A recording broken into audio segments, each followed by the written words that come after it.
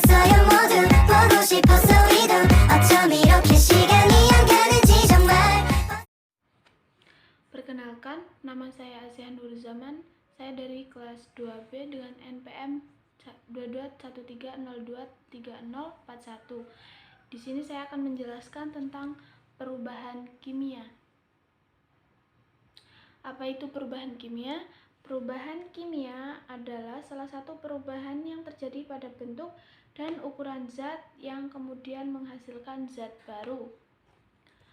Perubahan materi ini menghasilkan jenis dan sifat materi yang berbeda atau baru dari zat semula dan kemudian disebut juga dengan istilah reaksi kimia.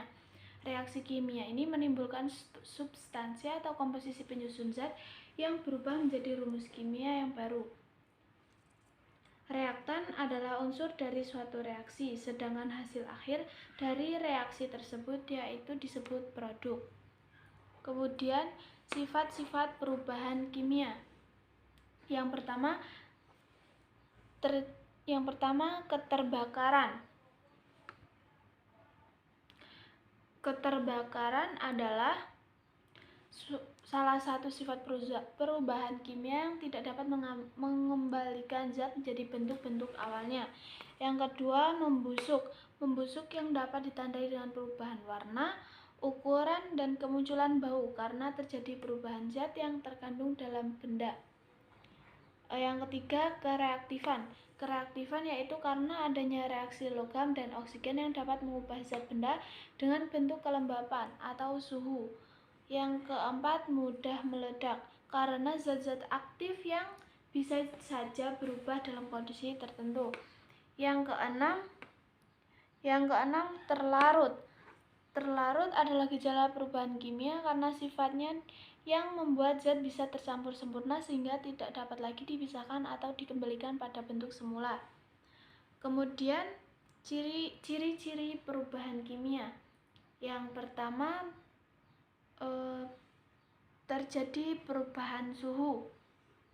Pada perubahan kimia akan terjadi perubahan suhu yang kemudian berhubungan dengan panas atau kalor. Reaksi kimia yang menghasilkan perubahan suhu ini terjadi dengan dua cara. Yang pertama, reaksi endoterm dan yang kedua reaksi eksoterm. Pada reaksi endoterm akan terjadi penyerapan panas oleh sistem ke lingkungan, seperti saat terkena alkohol maka akan terasa dingin. Sedangkan reaksi eksoterm terjadi pelepasan panas dari sistem ke lingkungan, seperti tangan yang terasa panas saat terkena cairan deterjen saat mencuci.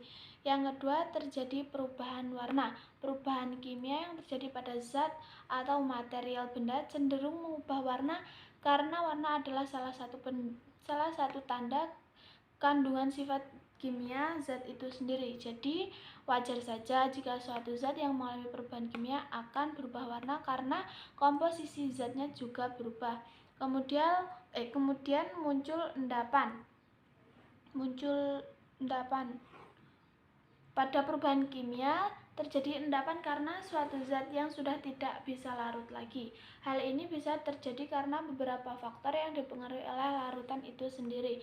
Yang kemudian muncul gas. Beberapa perubahan kimia juga akan memunculkan gas karena reaksi kimia yang terjadi melibatkan gas karbon, seperti saat pembakaran yang menghasilkan karbon dioksida atau CO2.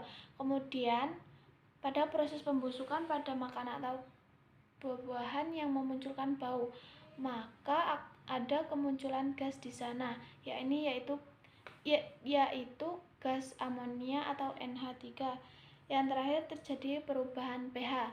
Terjadi perubahan pH, zat yang mengalami perubahan kimia juga bisa mengalami perubahan pH atau perubahan derajat keasaman karena senyawa kimia ada yang bersifat asam dan bersifat basa. pH asam adalah kurang dari 7, sedangkan basa memiliki pH lebih dari 7. Kemudian untuk contoh-contoh perubahan kimia. Yang pertama, makanan atau buah-buahan akan membusuk jika dibiarkan terlalu lama di ruang terbuka. Gejala perubahannya adalah tampilan warna dan tekstur serta munculnya bau tidak sedap. Yang kedua, pelapukan yang terjadi pada kayu. karena sering terkena air hujan sehingga rapuh atau lapuk. Kayu yang mulai lapuk tersebut karena adanya kenaikan tinggi keasaman pada kayu sehingga mengalami kelapukan. Yang ketiga, membakar kertas akan menghasilkan abu.